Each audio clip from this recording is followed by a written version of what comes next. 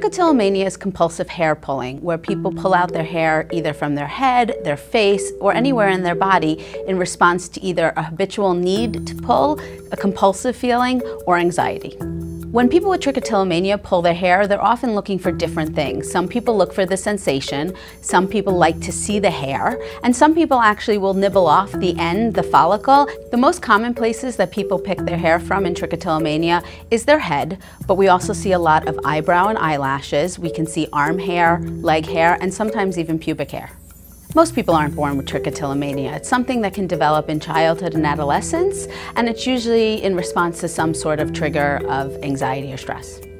Trichotillomania isn't dangerous, but it has some social consequences in that the more you pull your hair, the more bald patches and absence of hair you have, which can lead to social ostracization or criticism.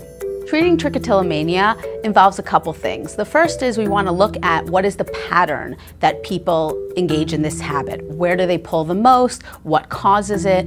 We often try to give people stress management and anxiety management tools so that they're less triggered to pull. And then we work on something called competing response and habit reversal, which is a way of teaching people alternate behaviors that are more adaptive to help them relieve their stress instead of pulling their hair out. There are a lot of body-focused behaviors that can be compulsive.